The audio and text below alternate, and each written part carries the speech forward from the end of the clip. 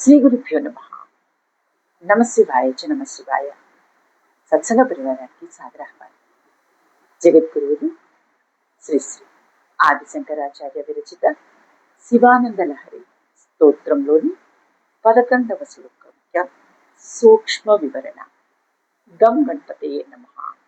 పటుర్వా గేహీ వా యతిరపి జటీవాదితరో నరో వా యః కచ్చిత్ భవతు భవ కిం తేన భవతి యదీయం హృత్పద్మం యది భవదీనం పశుపతే తదీయస్త్వం శంభో భవసి భవభారం చ వహసి.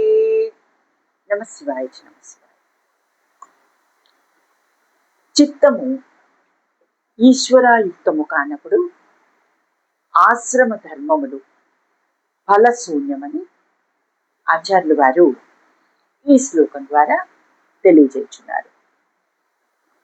తాత్పర్యం ఏమనగా, వటుర్వా బ్రహ్మచారి అయిన ఏమి, గేహీవా గృహస్థుడైననేమి, ఎదిరపి ఎతిరపి సన్యాసి అయిన ఏమి, జటీవా జడధారి అయిన ఏమి, తదితరహ వీరుగాక మరెవ్వడైనా ఏమి, కశ్చిత్వా ఒకానొకడు, భవతు అగుగాక, తేన అందుచేత, హే భవ ఓ శంభుడా, కిం ఏమి, భవతి అగుచున్నది, హే పశుపతే సకల భూతములకు నాయకుడైన ఓ ఈశ్వరుడా, యదీయం ఏ సంబంధమైన హృత్పద్మం హృదయ కమలము, భవదధీనం యది నీ అధీనమైనచో, తదీయ ఆ సంబంధుడవైన వాడవు, త్వం నీవు, భవసి అగుచున్నావు, హే శంభో సుఖకరుడవైన ఈశ్వరుడా, త్వ నీవు, భవ భారం చ త్వం నీవు, భవ భారం చ సంసార భారమును వాణి, వహసి వహించుచున్నావు.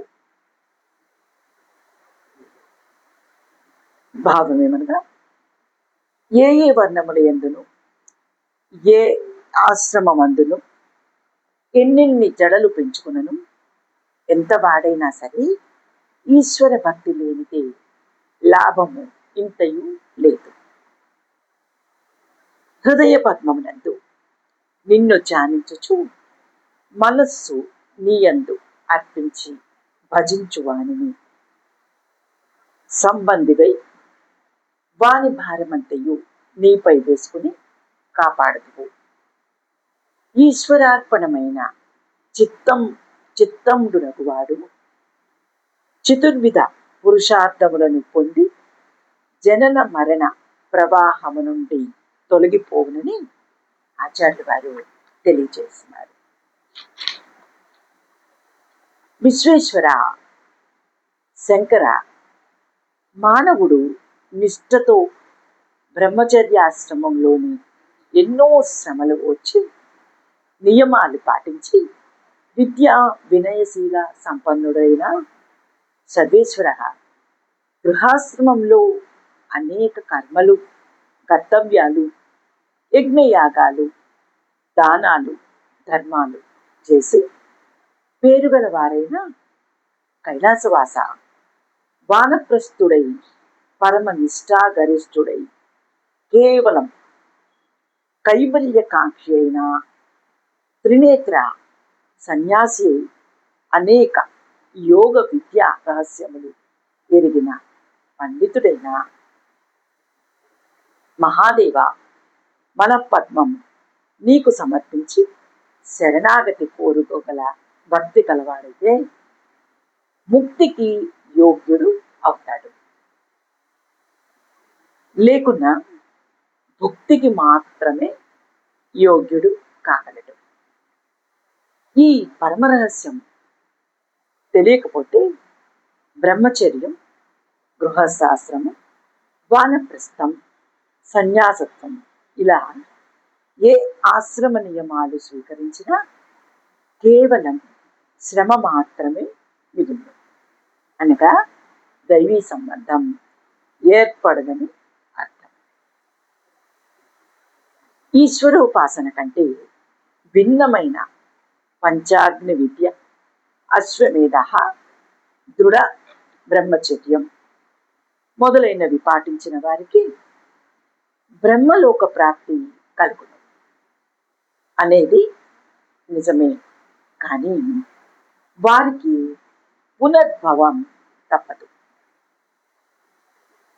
గుహలలో శబ్దం మారుమ్రోగినట్లుగా భక్తుని హృదయ గుహలో నేను నీవాడని అంటే మళ్ళీ నేను నీవాడనే అనేది మారుమ్రోగాలి. అట్టి భక్తుని యోగక్షేమములు భగవంతుడే చూస్తాడు. శివులు వారు మరో జన్మలేని ముక్తి పదం ఇయ్యగల ఏకైక దేవుడు. గీతాచార్యులు వారు ఇలా అంటారు: ఆ బ్రహ్మ భువనాల్లోక పునరావృత్తి నోర్జున మాముపేత్యతో కౌంతేయ పునర్జన్మ న విద్యతే. బ్రహ్మలోకంలో గాని ఎన్ని లోకాలు చేరిన గాని పునర్జన్మలు వచ్చును. నన్ను చేరువానికి పునర్జన్మ ఉండదు అని శ్రీకృష్ణ పరమాత్మ ఉపదేశించి ఉన్నాడు. ఒకచోట బ్రహ్మచర్యం గొప్పదిగా చెప్పబడినది. బ్రహ్మచర్యం పరం తప అని. ఇంకొక చోట గార్హస్థ్యము శ్రేష్టము అని చెప్పబడినది.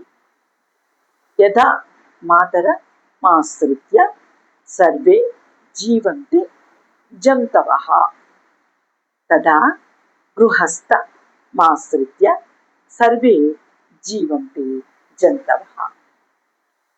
తల్లిని ఆశ్రయించుకొని బిడ్డలు వలె గృహస్థుడిని ఆశ్రయించుకొని ఎల్ల ప్రాణులు జీవించుచున్నది. తల్లిని ఆశ్రయించుకొని ఉన్న బిడ్డల వలె గృహస్థుని ఆశ్రయించుకొని ఎల్ల ప్రాణులు జీవించున్నది. మరి ఒక చోట సన్యాశ్రమము సర్వశ్రేష్టము అని తెలుపబడినది. న్యాసమేషాం తపసా మతిరిక్త మహో న్యాస ఏ వాక్య రేచయత్ న్యాస ఇది బ్రహ్మాస్మి పరహ.